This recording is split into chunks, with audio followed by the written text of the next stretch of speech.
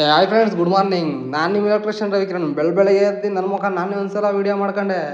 ಯಾಕಂದರೆ ಇವತ್ತು ಬೆಳಗ್ಗೆ ಕೆಲಸ ಮಾಡೋಕ್ಕೆ ಬೇಜಾರಾಗ್ತಿತ್ತು. ಅದಕ್ಕೆ ಬೆಳಗ್ಗೆ ಎದ್ದ ತಕ್ಷಣ ನಾನು ಹೊರಟಿದ್ದು ನಮ್ಮ ಅಣ್ಣನ ಕರ್ಕೊಬರೋಕ್ಕೆ. ಅಂತ ನಾವು ಬೋಗದಲ್ಲಿ ಸಂದಿಗುಂದಿಲೆಲ್ಲ ಗಾಡಿನ ಬಡ್ಕೊಂಡು ಕೊನೆಗೂ ನಮ್ಮ ಅಣ್ಣನ ಮನೆ ಹತ್ರಕ್ಕೆ ಹೋದೆ. ಅಲ್ಲಿ ನೋಡ್ತೀನಿ ಫುಲ್ಲು ಟ್ರಾಫಿಕ್ಕು. ಏನಂತೀರಾ?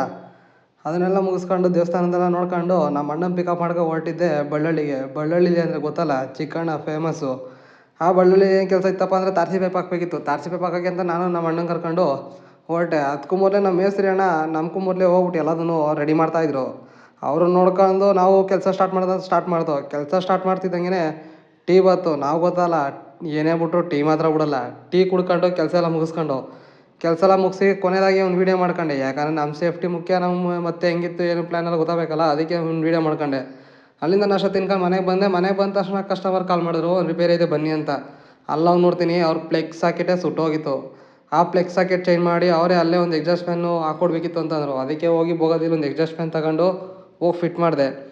ಅದು ಫಿಟ್ ಮಾಡಿದ್ಮೇಲೆ ನಮ್ಮ ಇನ್ನೊಬ್ಬರು ಅಣ್ಣಂದ್ರು ಕಾಲ್ ಮಾಡಿದ್ರು. ಅವ್ರು ಕಾಲ್ ಮಾಡಿ ಅವ್ರ ಜೊತೆ ನಾನು ಕೆಲಸ ರಿಪೇರಿ ಇತ್ತು ಅಂತ ಅಂದ್ರಲ್ಲ, ಅಲ್ಲಿಗೆ ಹೋಗ್ಬೇಕಾದ್ರೆ ನಮ್ಮ ಜೊತೆಗೆ ಇನ್ನೊಬ್ರು ಅಣ್ಣ ಪಿಕಪ್ ಆದರು.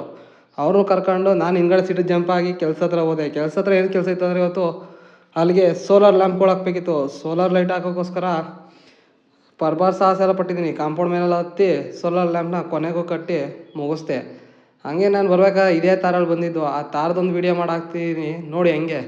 ಯಾಕೆಂದರೆ ಜೀವನದಲ್ಲಿ ಫಸ್ಟ್ ಟೈಮ್ ತಾರ್ ಗಾಡಿ ಎತ್ತಿದ್ದು. ಹೆಂಗೈತೆ ಅಂದರೆ ಒಳ್ಳೆ ಕುದುರೆ ಸವಾರಿ ಹೋದಂಗೆ ಅನಿಸುತ್ತೆ. ಫೈನಲ್ ಆಗಿ ನಾವು ಹಾಕಿದ ಕೆಲಸದಲ್ಲಿ ಲೈಟ್ ಎಲ್ಲ ಅದಾಗದೆ ಆಟೋಮೆಟಿಕ್ಕಾಗಿ ಹತ್ಕೊಂತು. ಅದನ್ನು ನೋಡ್ಕೊಂಡು ನಾನು ಮನೆ ಕಡೆ